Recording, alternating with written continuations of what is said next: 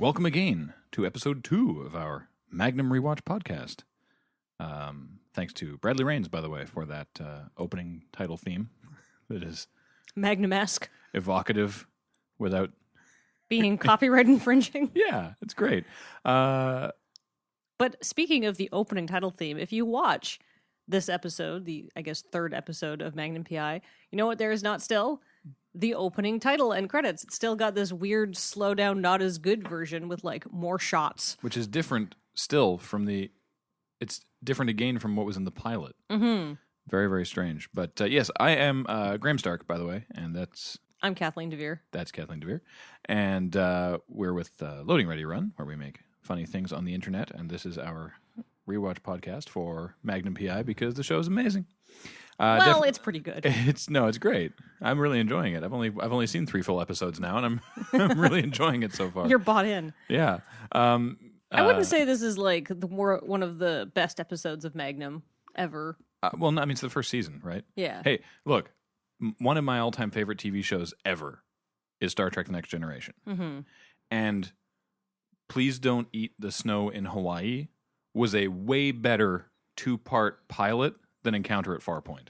Yes, I will definitely say that. Encounter at Farpoint was toilets in comparison to the rest of Next Generation when you look at Please Don't Eat the Snow in Hawaii as compared to the legacy of Magnum. Mm-hmm. I mean, it's relative, right? Mm-hmm.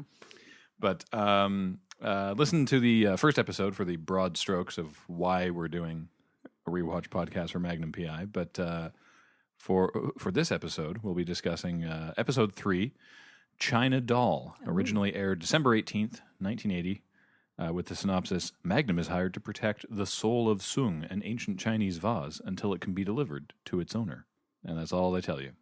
I mean, and that's pretty straightforward, except for there's a crazy assassin who's out to get his hands on the vase. Yeah. Oh, no. Who, by the way, is played by George Chung. He is a quintessential that guy character actor, except the character that he plays is the Chinese dude. He's played characters named Mr. Hong and Mr. Ling and Mr. Tong, and he has 181 acting credits on IMDb. Wow. And almost every single one of them is like... Chinese guy. Is 1 or 2 episodes of a TV series. He was the Chinese ambassador in The West Wing. He was the Chinese ambassador in Lost. Mr. Chung in Just Jordan. He's Grandpa Zing in The Race Walker. He's the voice of some pirates in the Uncharted video games. Well, hey, that's not technically an Asian role. That's true. I think. And who says there aren't good roles out there for minorities? As long as they only want to play pigeonholed minority characters, Hollywood doesn't have a problem. More white men, please. According to IMDb, one of his best known roles is the Chinese maintenance worker in the Pursuit of Happiness with Will and Tiny Smith. So, you know. Hey. Oh, Crazy Smith. Hey, in TV series Commander in Chief, he played the North Korean representative. Well, diversity's real. Anyhow. So the episode opens with a young George Chung. The episode opens with a sort of a weird montage of like this time on Magnum PI. Yeah. Only without saying that. To get you excited. This this frenetic rapid fire montage of bits from the episode with no context. Hot chicks, car crashes, punching. Wow. Yeah. And then into the opening title sequence. Which is actually a really neat thing. It's thankfully the weird silhouette cross overlay thing, which was very visually distracting from the pilot, is gone. It's just shots of Magnum rolling around Hawaii and footage from the pilot and this episode. Yes, essentially. Yeah, but it's better looking, but the quintessential Magnum theme song is still not there. Mm-hmm. And then we get to Hawaii, or where in Hawaii? It's a pretty seedy looking neighborhood. Downtown. It's like downtown Oahu, which is like the biggest island in Hawaii. Or no, Oahu's the island. I guess it's Honolulu. It's downtown Honolulu. It's the street that we previously saw no one giving a crap when Rick ran down it brandishing an Uzi. Yeah, I feel like the street is a no fucks given kind of street. Yeah. And it's really seedy looking, but they do a really cool, like, kind of like they're filming people, and they also do like a first person POV shot. Which is hard to do because this is like obviously way before GoPros had been invented. So this is like heavy camera gear that's like not exactly easy to carry around. And all that. And I thought that was way more cinematography work than normally goes into a TV show. Yeah, we're following an Irish sailor as he arrives on a rickshaw and gets off and goes into a nightclub. And he's a nasty piece of work too. Yeah, we see some exterior shots, but then we also see some POV shots of him being, propositioned by a lady of the evening, and which he declines, and he goes into the bar, and he's got a white captain's hat, a beard that would be impenetrable to laser, and like a Hawaiian shirt a pair of gnarly mom jeans, which I realize this is the 1980s and that's just what jeans look like, but they completely destroyed. Like, these are the kind of jeans some sort of vegan hipster would wear today, but like a female vegan hipster. Like, they're like high-waisted acid, like they're not. So, but aside from that, he's a nasty customer. Yeah, this guy, by the way, has also, the actor Lee DeBrew, has also done like an episode of every television series, mostly in the 80s and 90s. I'm trying to find if there's some sort of quintessential role that someone might remember him from, but probably not. I mean, he's nasty Irish. Like, he starts off and he's very personable, and he's going to sell some information to our mysterious Chinese antagonist, although we don't realize he is the antagonist yet, yes. About the location of a woman named Mai Ling. And then the guy says for $5,000 American dollars, which I honestly, like, how much would that be in $1980? Considering you can buy a Ferrari for $60,000. So 1/12 of a Ferrari. Yeah. We can actually, hold on, let's look that up. So according to usinflationcalculator.com. Oh, the most reputable source of U.S. inflation rate tracking. Yeah, with a cumulative rate of inflation of 187%. Holy crap. $5,000 in 1980 would be the equivalent of $14,300 today. Okay, so that was a significant amount of money then, and it's a significant amount of money now. Like, if interestingly, like, it is no longer the same percentage of a Ferrari. Oh, yeah, that's true, Ferraris have spiked. Ferrari's more expensive. So this guy basically comes up and he's like, I will give you the where this woman is if you give me $15,000 if you want to equivalent. And that's a lot of money. God, $5,000 is still a lot of money. Yeah. So there's this neat bit where the guy, the guy played by George Chung, the character's name is Choi. He puts $5,000 down on the table. And the captain, by the way, whose name is Duffy, I don't think that's ever said. No, reaches for the money, and Choi very, very quickly grabs it back away from him, like superhuman speed. And Duffy just laughs at him and goes, "Okay, buddy, all right. What are we practicing here? You got your Wang Chen or your Taekwondo. He mispronounces Taekwondo. Yeah, Taekwondo. Your Kung Fu, which literally just means martial art from China. Like karate or karate. Whatever. He's like listing off. He's like, which one is it? What's your martial art of choice? Because obviously you know some kind of martial art. And then out of nowhere, Duffy just grabs his ear, like completely surprises him, just whoosh, lightning fast across the table. And he's like, because whatever the martial art is, I've beaten it. And it's never hurt me, and don't even try it. Because I'll break your fingers. Yeah.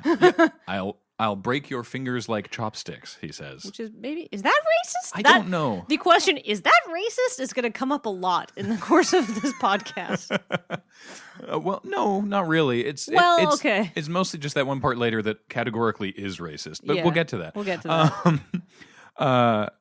So he then lets him go and is like, so now for $5,000 American dollars and your gold necklace, I will tell you this thing. Your gold and jade necklace. Yeah. So Troy puts the necklace on the table and puts the money on the table and takes off his glasses, which becomes relevant. Yeah. And that's his tell. You see him sort of like working his fingers on one hand, sort of like almost like cracking his knuckles with one hand. Not that you hear it. And you see that there's a tattoo, which is clearly not painted on the palm of his hand of a red dragon. Uh-oh. And he sort of like makes a weird looking fist. And then Duffy, while he's counting his money, is like, yeah, so she runs the woman you're looking for. She runs an antique shop on Kauai. And then Troy just punches him. Like right in the side of the head. One hit, dead. Yeah. Takes his money and his necklace back. Yeah. And puts his glasses back on and leaves. Uh-oh. This guy's a bad guy. Yeah. And he does say what he practices. Which is Wang Chen. Wang Chen. And I looked this up. This is now I like to give props to the Magnum Research Department because Wang Chen is in fact a real form of martial arts, and this is not just a going to random Wikipedia page. Like, they would have had to go to a library and look this up. And it's a more obscure style of martial art, and it means eternal spring. It's also, and I apologize for butchering the pronunciation on all of these words, Chisim Wangshan. And it is considered a soft style martial art that utilizes the energy of the opponent to break their structure rather than trying to match their energy, which is not really how it's used, I would say. Well, the eternal spring kind of works because the whole thing he does is like coil up and then just pop. Yeah, he's more of an offensive user than a defensive user. Anyhow, if you want to learn more about it, it has been, the present form has been preserved and developed by Grandmaster Andreas Hoffman. So you can go to his website. So Troy punches Duffy, takes all his stuff back, leaves the CD bar, and then we cut to Magnum and TC scaring the crap out of a pair of tourists. Oh, yeah. Just hard cut to them in the helicopter. Basically, Magnum's catching a lift with TC over to Kauai. Yeah. Yeah. Because he's got a suite on for. Shockingly, he has it sweet for the lady who runs the antique shop, whose location we just found out. Well, she's hired him. Not yet. Well, that he's going there to negotiate, to discuss being hired for. No, he's not. Really? He's just going there because he wants some. I thought he at least thought he had a case coming. Nope. Not at all. Oh, that becomes a thing in the next scene. Anyway, so they're in the helicopter. He's complaining that TC's driving into the sun and he's hungover. TC, meanwhile, starts. He's not hungover. He was out late last night. Oh, right. On a divorce case. Right. Taking pictures of some sort of philanderer. Right. That's why. Indeterminate gender. And TC starts flying really erratically, and the couple in the back is not enjoying it. No. And then they land, and the two, because they chartered the helicopter to fly over to Kauai, but they don't want to go back with TC. And he's like, well, I guess I owe you half your money back. And I kind of liked this because it actually becomes not relevant, but it comes up later. The husband of the tourist couple. By the way, these are like quintessential. Like they're wearing like matching Hawaiian shirts. They both have leis. They both have big sun hats. They're like so touristy. These people are from Omaha. Yeah, right. So TC's trying to give him half the money back, and the husband's like, no, it's whatever. Let's just end this awkward social interaction as quickly as we possibly can. And the wife is like, no, I will take that. Thank you. I'm kind of with the wife here, though. I would, because like I even in $1980, a helicopter charter is probably not cheap. Yeah, I just liked that there was actual totally unnecessary characterization between the couple. Right, that they had differing opinions and it didn't matter. Right, I just liked that. So then TC goes back to the helicopter while Magnum's helping like tie the rotors up, and TC starts giving Magnum crap, and is like, "I want you to fill up this gas tank and pay for it by the time I get back because you lost me that return fare." And I'm watching this and I'm like, Magnum was not the one making you drive like an idiot. Magnum was trying to fall asleep. So then he gets to the antique shop. To Mei Ling's antique shop, and her cousin or uncle is there. I know, but they actually in one scene they refer to him as her uncle, and in another scene they refer to him as their cousin. There's a continuity error. Gaffes. Yeah, and he's packing something into a box, and he's like, "Where is she?" And he will not talk to Magnum. He's just like a stone wall. But then Mei Ling comes back, and she's been planting flowers at her father's grave. Oh, that's nice. Yeah. Very respectful of her. And then she takes the box that Cousin Ho has packed up and is like, great, so let's go back to, like, you flew here with TC? Great. Let's, you and me go back and to Oahu. Oahu is the road? Yeah. And obviously I'll pay for this. And he's like, what? And she's like, I need you to protect me. And this is why Magnum wasn't going there for this, because Magnum makes a big deal about, he's like, oh, I would have liked to have been asked, because he thought Mei Ling wanted to see him for the nookie, and then he's like, oh, you actually just want a job. I mean, they're not mutually exclusive, knowing Magnum. No, but yeah. So he's like, all right, I'll protect you in this vase, I guess. And they go back to the Robin Masters estate. Oh yeah. Another change from the pilot is Magnum's Ferrari now says, the license plate now says Robin 1. Yes. Instead of an actual license plate number. But apparently the license plate, because they use that shot of him peeling out. There's a lot of shots of Ferraris going down dirt roads and peeling out on grass, and I feel that a Ferrari owner today would not allow that to happen. I feel like that is not covered under the sort of like general wear and tear of your Ferrari. I think it depends on whether or not you're the sort of person who would let your friend Magnum drive I one. would not. Also, hey, this is something weird. This is something I forgot to mention in the first episode, because we've actually never referred to Magnum's first name. Yes. It's Thomas. Which is Tom. Tom Magnum. But I just think it's weird that Tom Selleck is playing Tom Magnum. Like, it almost makes it. Oh yeah. Yeah, that's why I brought it up, because their name is Tom, and when you look at like Home Improvement, right? Tim Allen was playing. I can't even remember the actor's name or the character's name. It was Tim Taylor, the Toolman Taylor. But they're both named Tim, and the idea is it's like this is sort of a fictionalized version of the character that he like their stand-up persona, basically, right? And it's like, are they trying to say that Thomas Magnum, private investigator, is an exaggerated persona of who Tom Selleck really is? I feel like kind of, honestly, considering that they let him play the character he wanted to the way he wanted to play it, right? Yeah, it's like if you think about if Tom Selleck had Magnum's investigative skills and the access to the resources that he does, and this is complete literally disregard for his own health and safety. Yeah, then this is literally how he would do it. I feel like I actually never made that connection before, because Magnum is Magnum, right? He is not Thomas Magnum. No. He is Magnum. No one ever. Rarely do people call him Tom. Yeah, and Tom Selleck is, I don't know, an actor. Yeah, Meh. I just thought that was interesting. And the thing is, though, when I see Tom Selleck and other stuff, I'm like, Magnum! Yeah, I bet he hates that shit. probably. All right, So anyhow. they get back to Robin Masters' house.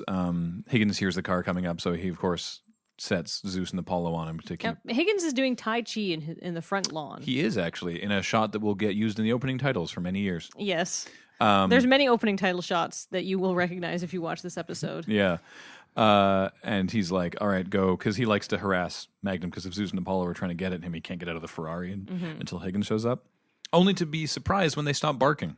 And so he goes over there to find, of course, that because the dogs apparently like women. Yeah, because in the first episode, the Swedish stewardesses and Inga and Helga. Yes, and Magnum's dead friend Cook's sister Alice was able to tame the dog with no problem. So apparently they just hate Magnum. These are terrible guard dogs. Send in Catwoman, that place is burgled. Yeah.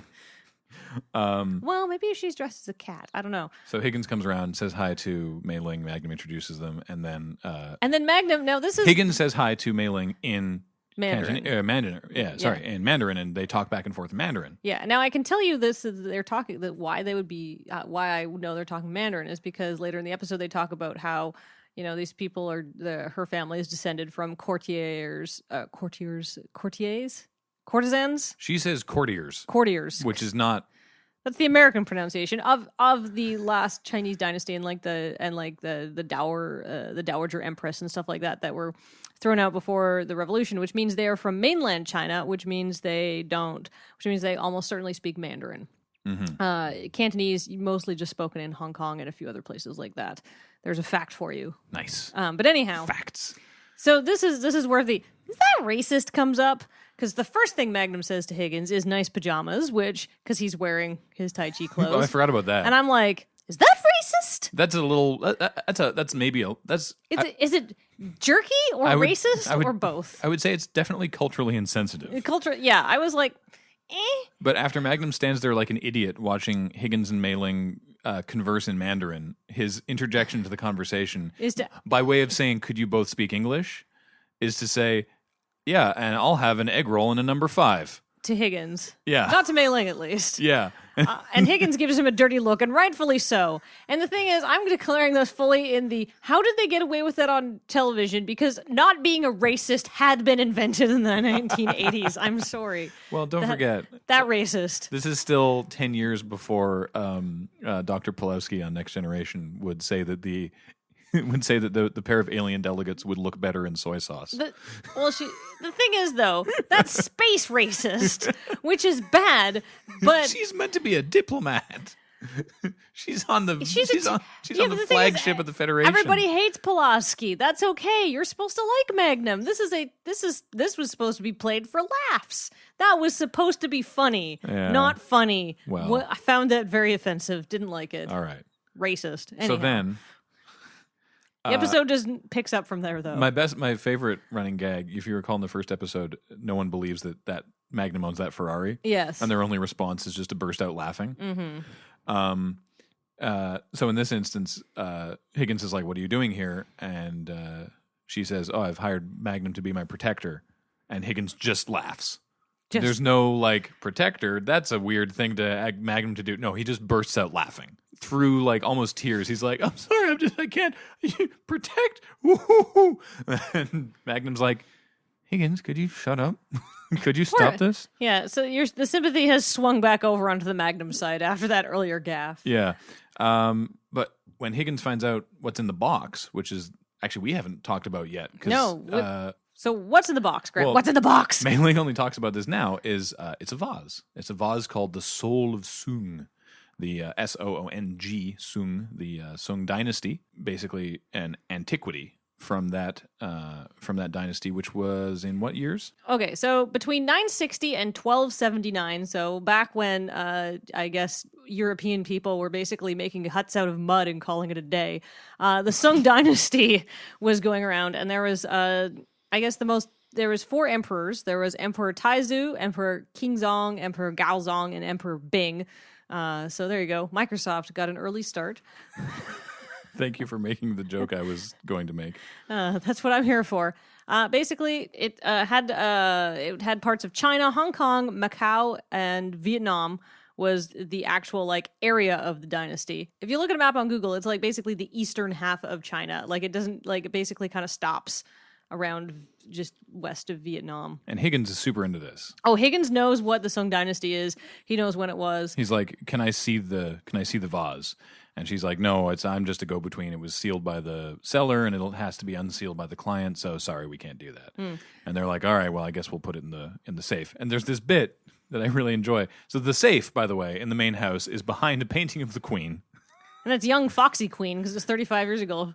Lizzie is looking good Because Higgins, of course, is an upstanding citizen of the Commonwealth, and Magnum basically tricks him into opening the safe because Magnum's like, "Well, if you're not going to open the safe, I'm going to open the safe. Watch me." And Higgins is like, "No, step aside. I'll open this bloody safe." And then asks him afterwards. He's like, "So how were you going to have opened the safe? When did you figure out how to open the safe?" And Magnum's like, "Just now. I watched you open it."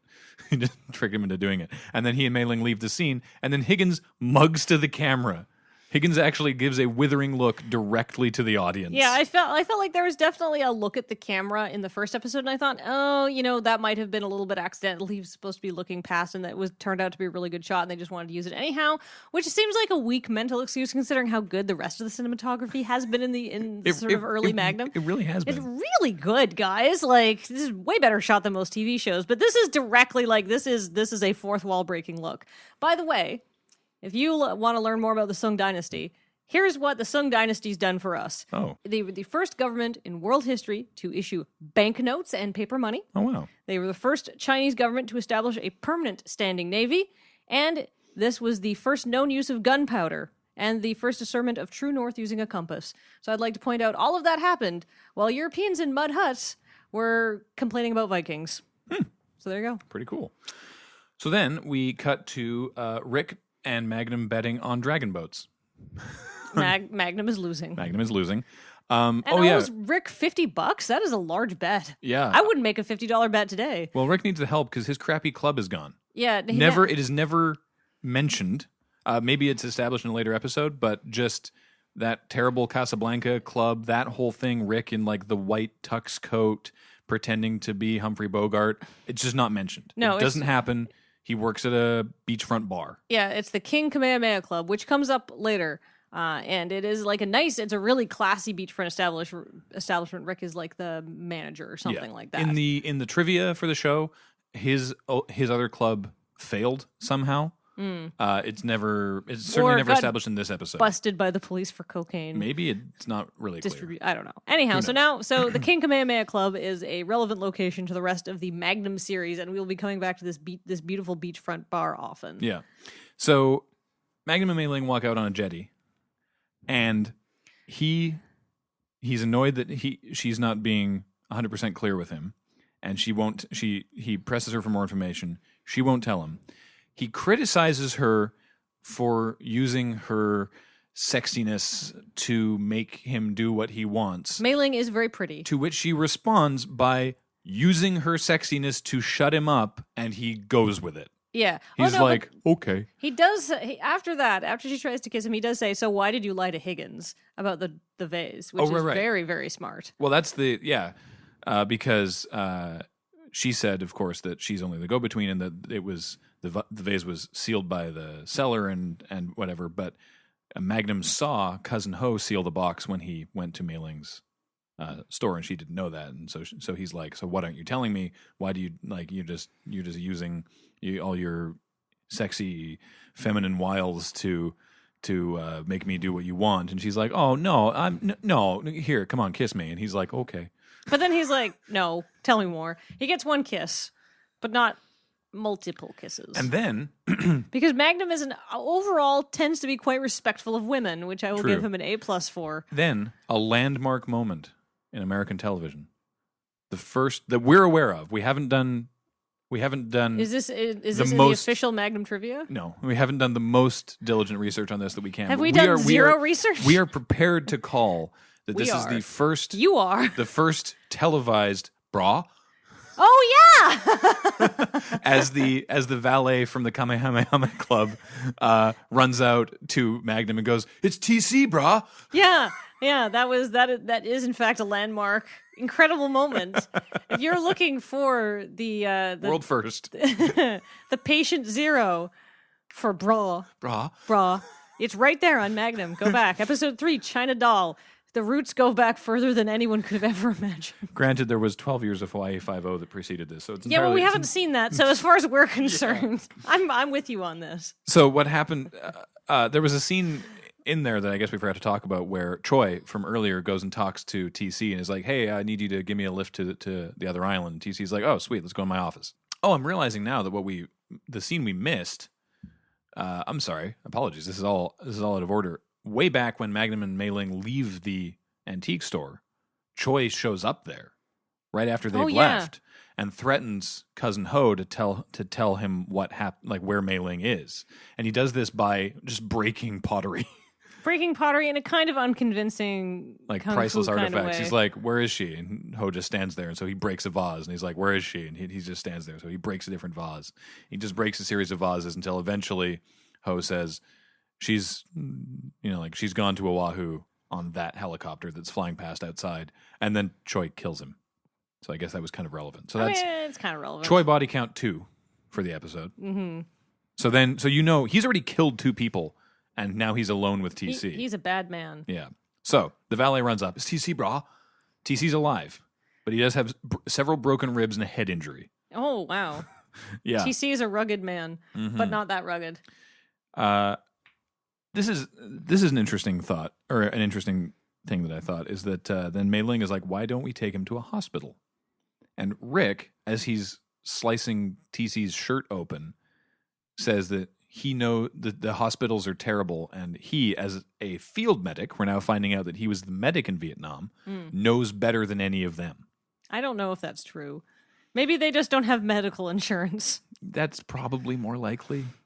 So he tapes up TC, and they find out that Choi questioned him, but didn't kill him. And also, they said, "Did you talk?" And he says, "Do I look like I talked?" And we know actually that being alive means he didn't talk, because the 2 previous people have told Choi their information, and he's killed them immediately. Yeah. So clearly, if he's not going to talk, you might need to go back later and try to get more information out of him. Yeah. So now Magnum's like, "Okay, now I need to really know what's going on here." So they get in the car, and Mei Ling is like, "All right, we need to go to this other place. We need to go to my uncle's house." And he's like, "Okay, what is actually the story?" And of course, It's 1980. You know who's coming for the vase? Chinese communists. Chinese communists. So bad.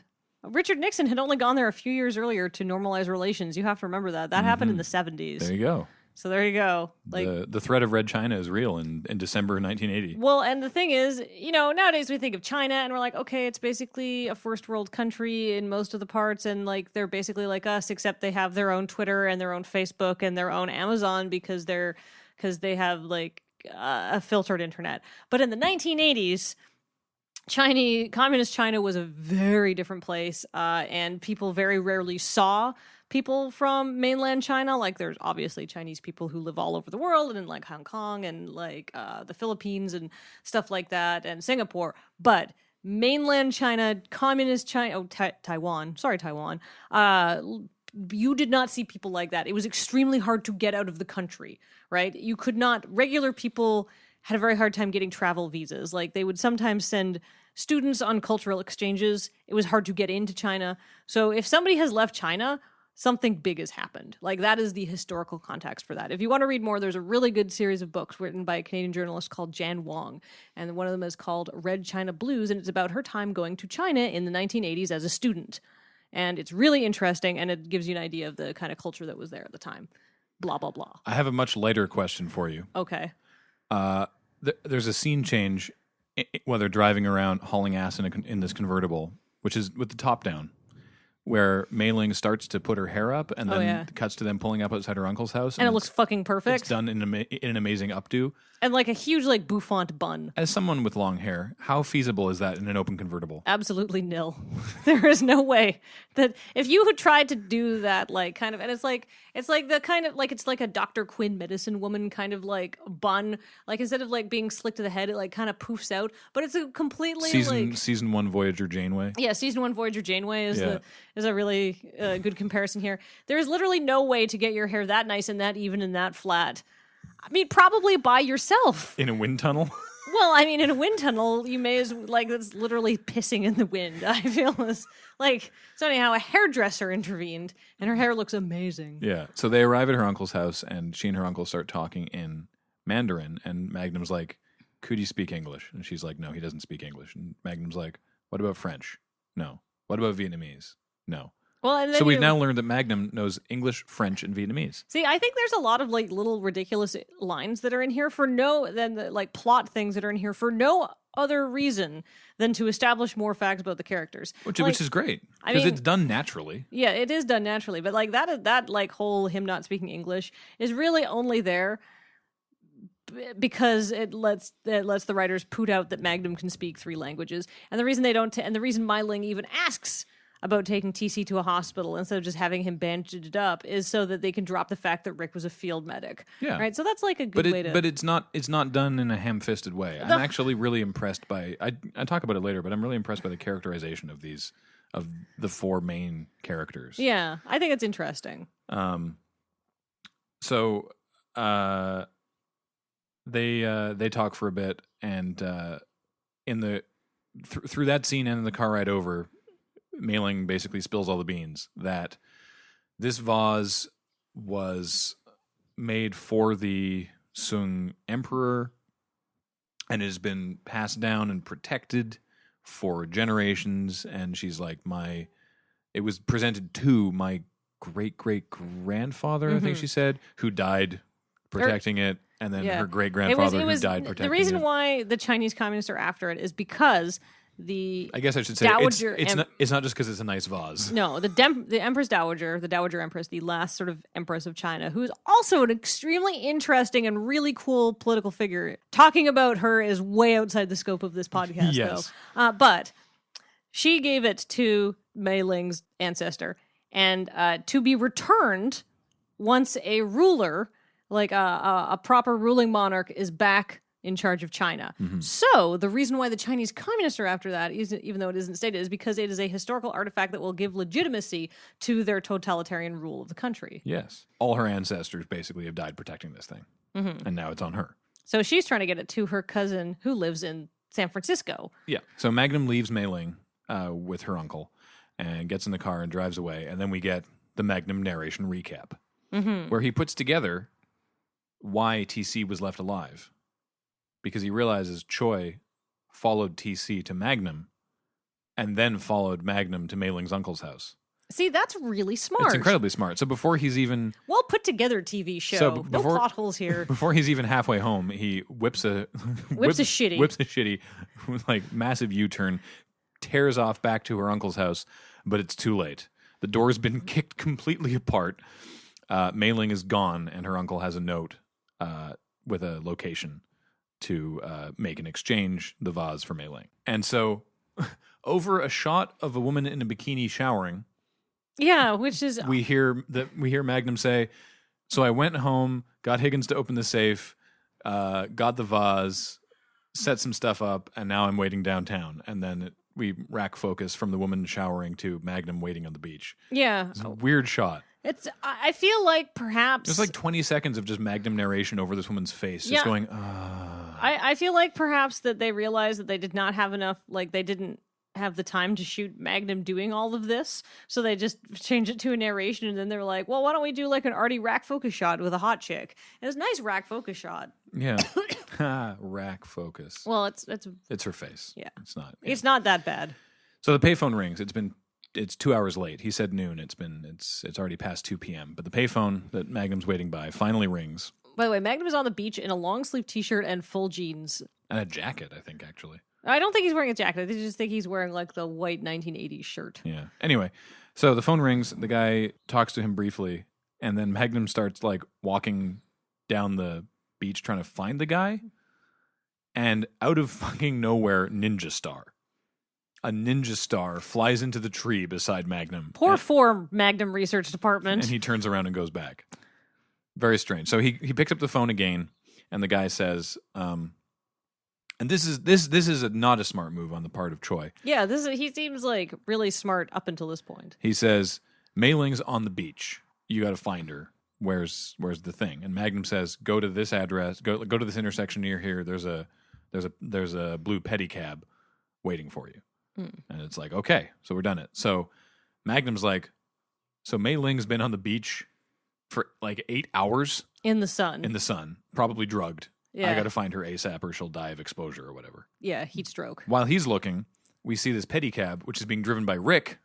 Oh, and now, hey, if you've ever seen Magnum, you'll know this pedicab scene where Rick meets Choi is in fact the sort of iconic scene of Rick from the opening titles. Mm-hmm. And until I watched this episode, because I had never seen this episode before, I did not know where that came from. And I was always kind of curious to what episode. Why is Rick driving a pedicab? Exactly. I was like, what happened? Where? And this, of course, is, used for pretty much the entire run of the show. So I thought that was neat. Yeah. Magnum fans may find that interesting. And who tries to get in the pedicab? Oh my goodness, it's those tourists. The tourists who had a bad helicopter ride with TC earlier.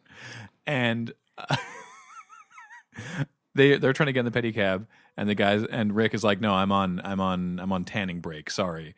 And the husband is like, "Oh, well, okay." And the wife is really upset. She's like, "Well, why are you even?" And then Rick is like, "Look, here, gives them cash. Is like, take a cab. It'll be faster and safer." And then the husband's like, "Well, I don't know about any of this." And the wife goes, "Sweet, great." Takes the money and they leave. The wife's kind of a bee, but I would do the same thing. I'd be like, free money, awesome. So then Choi shows up and gets in the pedicab, and he and Rick take off. And at the same time, Magnum finds Mei Ling on the beach, who, despite being in the sun for 8 hours, is not remotely sunburned. Even when he takes off her sunglasses, there's no like different coloration on her face. I know. Her lips are a bit chapped. They tried. I feel like this is like a fall down in the makeup department. I don't know how she's not sunburned to hell. Oh, she would be. In real life, she'd be like completely like blistering. Yeah. It'd be awful. Choi and Rick are riding along. Rick tells him that the vase is under the seat. Choi opens the box, looks at the vase, sees TC's helicopter overhead, thinks something might be up, looks at the vase harder. Hard cut to Rick yelling at Magnum back at the house, because Choi shattered the vase and then started chasing Rick, and Rick hauled ass away. Yeah, Rick apparently a very fast runner. Yeah, and Magnum gives TC guff for not landing the helicopter more quickly because he was supposed to be Rick's backup. And I like how all of these shenanigans involve a fucking helicopter, by the way. Like, this is ridiculous. You can't do this shit today. But these guys, this is the scene I was talking about where they're so well characterized. They're just like giving each other crap and like Like, it's a serious thing, but they're still joking like friends, which I really like. Except, of course, Higgins, who is horrified to learn that A, the Sung Dynasty vase is not, or was not, because it's now been shattered, a Sung Dynasty vase. It was a Ming century, or a Ming Dynasty reproduction. A fake.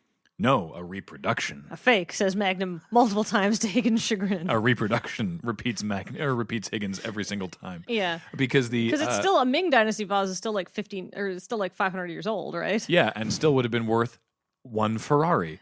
Yeah, about 60,000 He said about 50, 60,000, pounds actually. Pounds. Which is even more. That's probably 2 Ferraris. Wow. Jeez. And so... now it is, of course, worth nothing. Yeah, so Mei Ling's in the hospital and is in no position to talk, but she'll be okay. And so they have to figure out what's up with They're this. applying aloe to her. Yeah, just slathered in aloe. And so they're like, so this is obviously a fake that was to distract us. This is why she didn't want Higgins to see it, because he would have realized that it was a reproduction. So where's the real one? Wait a minute. At the beginning of the episode, when she came back from planting flowers at her father's grave, she wasn't planting flowers, was she? So they take off for the Chinese cemetery to try and find where they figured that she buried it. And they see Choi scrabbling around in the potting soil beside the grave. But TC can't land because there's no place to land. So Magnum has to jump out of the helicopter. Oh my God. And this shot is amazing because it is so clearly, absolutely not Magnum at all. It's one shot. It's a shot up at the helicopter. The guy, the not Magnum stuntman, or the not Tom Selleck stuntman, jumps from the helicopter out the bottom of shot, and then the camera pans down to actual Tom Selleck getting up out of some tall grass. So it's actually a really nicely done shot. It was very good. However, it's so obviously, like, this guy is like a 45-year-old Italian dude, right? Like, he looks like Mario more than he looks like Tom Selleck. But before he jumps out of the helicopter, TC tells Magnum what we've been noticing all episode, which is his tell is that he blinks before he strikes. Which is a weird... whatever. Whatever. Anyway, this scene now peppered with $6 Million Man sound effects. Yeah, inexplicably. Yeah, just like the... Like I that guess it's sound supposed effect. to make... was this 1980 shorthand for tension? Yeah, it's actually just a music sting. It's not actually intended as a reference to the $6 Million Man. Made famous in $6 Million Man? Yeah. This is like using a Wilhelm scream today is just kind of a reference. No, because Wilhelm is it was not. The thing is, like, the sound effect in the $6 Million Man and the Bionic Woman happened when they used their bionic powers. Right, it was meant to indicate, like, now he's using his super strength. Whereas this, it is just a tension sting. Yeah. It's just a bad choice of thing. Yeah, and actually, before we get to the finale of the episode, I want to talk about how the cinematography is good, the acting is good, and perhaps I have low expectations for 1980s like baddie of the week serial like comedy dramas. But the writing is actually surprisingly good. Like, the characterization is good, and like the plots are not stupid and filled with holes like many of these shows kind of end up being. Like, TJ Hooker's bad. If you ever watched that. Oh yeah. But the music is fucking terrible. It's really bad. It's inconsistent for the what's happening in the scene. Like, it's not. It doesn't bill, like, it's always like these weird choices and like just bad sound effects and I don't know. Anyhow, bad music, bad sound effects for the most part. Sound editing fine, which is of course the squeals and the gunshots and stuff. But the actual just like musical sting choices are. Yeah. That's me making a thumbs down. So he gets to the grave. By the way, let's talk about what Choi looks like. Choi has massive glasses, like super, like what today would be hipster glasses. Like, oh yeah, they're like Napoleon Dynamite glasses. Yeah. They were very trendy at the time. I'm very sure. like shaggy 70s hair. Yeah. Like sort of like. He looks a little bit out of style. Yeah, because this is the 80s. Well, yeah, it's 1980, so the 70s style is still super in. Yeah, but like he's definitely wearing like a big white collar over a black suit. Like, I feel like he's supposed to look a little bit dated and dorky because he's supposed to be from China and they don't have access to fashion and style. Big lapels. Right, and like honestly, slightly flared pants. Like, they're not bell bottoms, but they're slightly flared pants. Yeah, he's got like a black suit and like the big lapel, the big glasses, the sort of the hair that would not be out of place in a reunion of the Monkees. Yeah, which, by the way, he looks great. He looks badass. Yeah, I think he looks sweet in context of the show. But you're right. And so Magnum gets to the grave and realizes that the guy scrabbling around in there is not actually Choi. He just happens to be wearing like a similar like black jacket and white lapels. Yeah. And has sort of a similar haircut, but not super similar, and looks completely different. Mm-hmm. And because and obviously this is just the cinematographer like the trying to drive it home, this is a different person. They pan over to each of his palms and show that there's no red dragon there. And I'm thinking, is that racist? Are they thinking that white people can't tell Chinese people apart even though these two people look completely fucking different? Or are they just making this painfully obvious? So that's my last, is that racist moment? He actually looks like Justin Long. He does, actually. He even looks, it's really weird. Anyway, so then Magnum's like, wait, but you're not. And then the back of his hand, the hand holding the gun, gets hit with another ninja star. And Magnum is fine after this, by the way. He pulls it out. Star. No permanent tendon damage. So the other guy runs away. I think the other guy was on Mei Ling's side, if I recall that's correct. her cousin. That's her other cousin. Who's like he was the guy who was trying to take it back to America. Right. So this whole thing was an elaborate ruse. So- A pretty clever one, honestly. So he takes it, runs off, but Choi is still trying to steal it. So Choi attacks Magnum. They scrap a little bit. TC flies overhead, distracts Choi for just long enough for Magnum to pull his gun up and Magnum had his face. gun, but it got knocked out of his hand. Yeah. And then Choi got the other hand, and then Magnum was able to regain his gun. Yeah, and so then they're in a standoff where Choi has his Wing Chun fist ready and primed. Magnum has a gun pointing at his head. I'm doing the pose, not that you can tell. Magnum I'm says, primed. Magnum says, you need to. He basically does a "Do you feel lucky, punk?" kind of one-liner, Yeah. and then you're like, "Wait, what's happening here?" Because that gun is right beside the dude's head.